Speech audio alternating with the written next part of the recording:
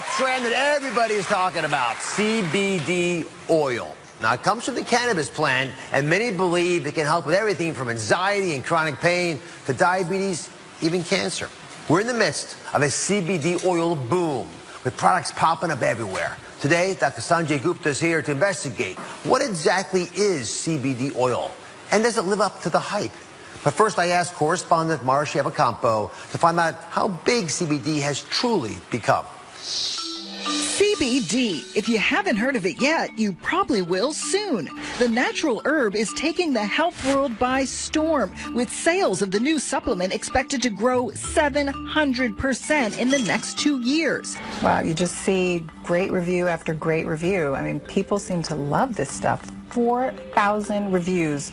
4.5 stars. Short for cannabidiol, CBD is a component of the cannabis plant. Yep, cannabis. But unlike marijuana, CBD does not contain any THC, the psychoactive part of the plant, so it doesn't get you high. Over the last few years, CBD has started popping up in everything from gummies to face cream to toothpaste. There are even CBD treats for your pet. So what does it do? Research has been limited, but proponents say CBD has all the benefits of medical marijuana without the intoxicating effects, helping with insomnia, pain management, and anxiety. There's a revolution, a whole movement happening now with plant-based wellness, which is our primary interest. Celebrating the power of all plants, which have not been properly represented. And the question everyone asks is it legal?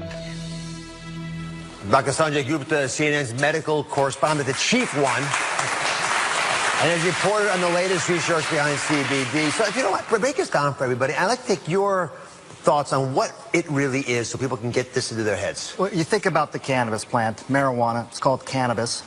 It really has lots of different ingredients, but two primary ones. One is THC. That's the stuff that's the recreational drug. It's what gets people high, gives them that euphoria. And there's CBD, which is cannabidiol. It's something that doesn't cause a psychoactive component. It's believed to be a medicine. It's been used as a medicine in decades past, and it's getting this resurgence, as you just heard. So just to be clear, we've talked about medical marijuana in the past.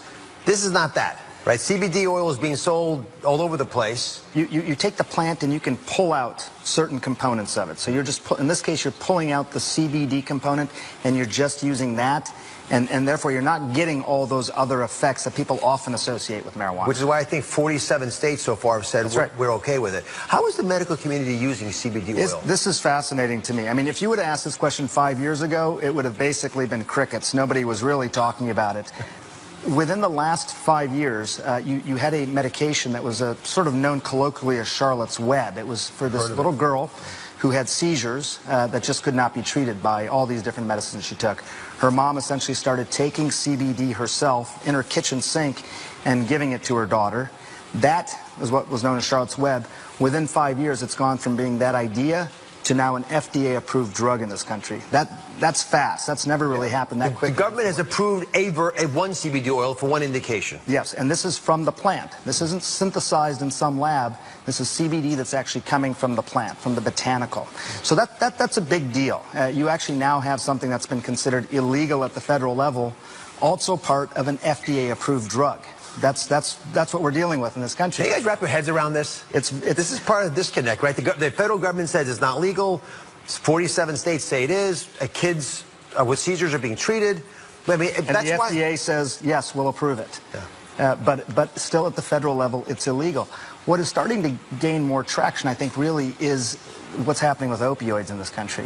What they found, Dr. Oz, was that in several states that had approved CBD legislation, they saw their opioid prescriptions start to go down. So that's an area the medical community is really, really focused on.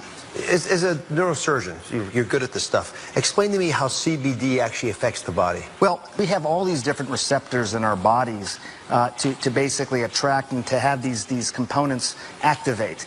But because those receptors are everywhere in the body, you could get an impact just about anywhere. Actually, let's show this to everybody, because I've made a little model to demonstrate what Sanjay is saying. CBD produces so many effects throughout the body based on the fact it can bind to receptors in so many of our different organs, right? Places as far away as the intestinal tract, in your arm, and your spinal column, up into your brain. And that's why people say it helps them alleviate pain, right? Maybe help with seizures. It's a pretty serious problem for a lot of folks.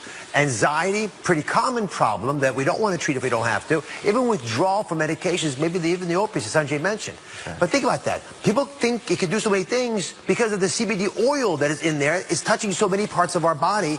And I love your thought that we evolved as a species because we had access to these natural plants, and they understandably can affect us. That's right. And the receptors started to evolve in our body as well. We even started making our own form of CBD in our body. But sometimes it's not enough, just like other things aren't enough in our body, and that's why some people seem to get benefit.